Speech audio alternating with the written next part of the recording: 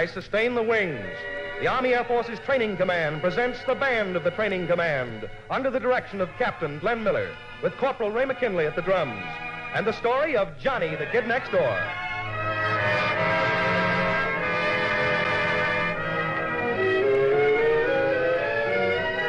And now, Captain Glenn Miller.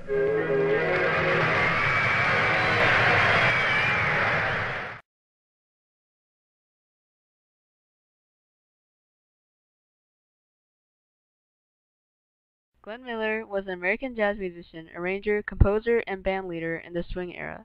He was one of the best-selling recording artists from 1939 to 1943, leading one of the best-known big bands. His full name was Alton Glenn Miller, and he was born in Clarinda, Iowa on March 1st, 1904. His parents were Elmer and Mattie Lou Miller. Glenn Miller had traveled from Iowa to Nebraska.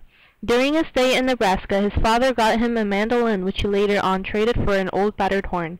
Then he moved to Missouri, which was the place where he got his first trombone and played in the town band. Afterwards, he and his family moved to Colorado and Fort Morgan. In each of the cities, his musical capabilities developed over time.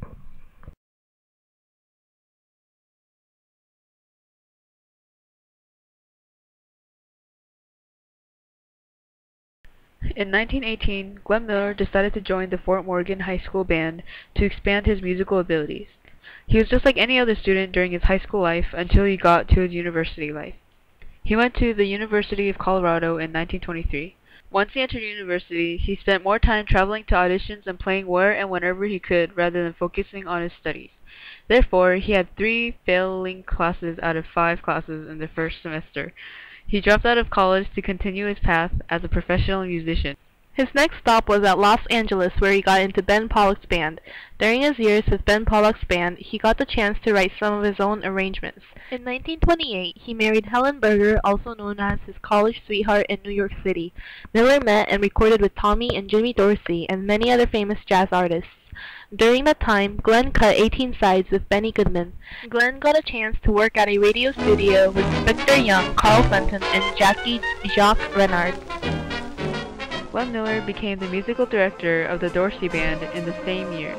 He arranged the Ray Noble Orchestra, which included such players as Charlie Spivak, Pee Wee Irwin, Bud Freeman, Johnny Mintz, George Van Est, and Delmar Kaplan, among others.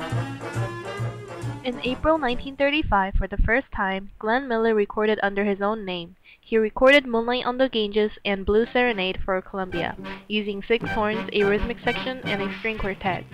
Unfortunately, he sold only a few hundred records but continued his position with the Noble Orchestra.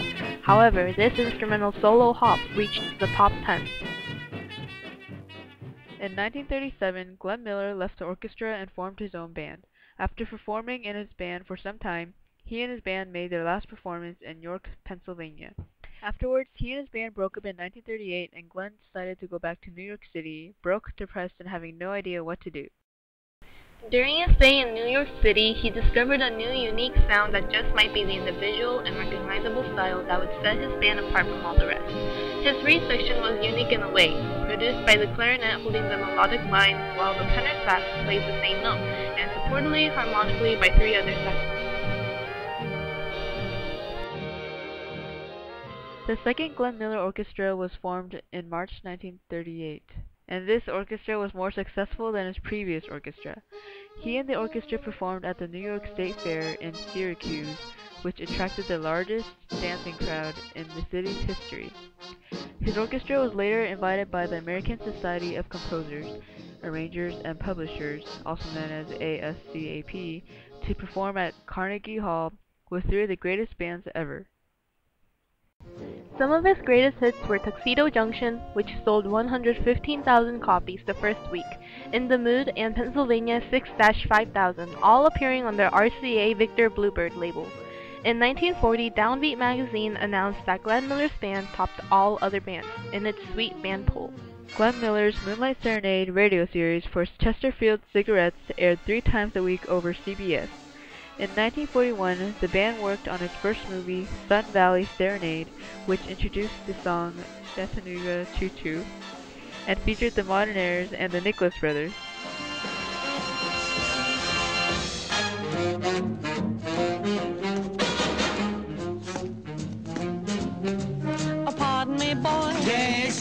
got the Chattanooga choo-choo. That's the Chattanooga choo-choo. On track 29. 29. Uh-huh.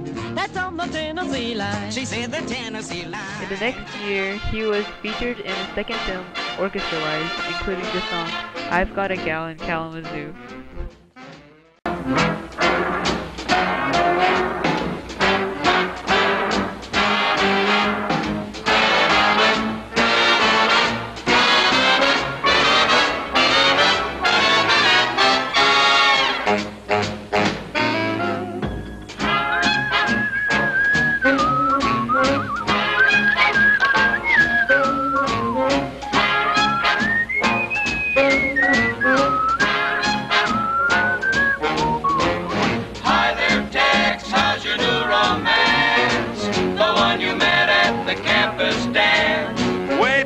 See her, you'll agree. My hometown gal's the only one for me.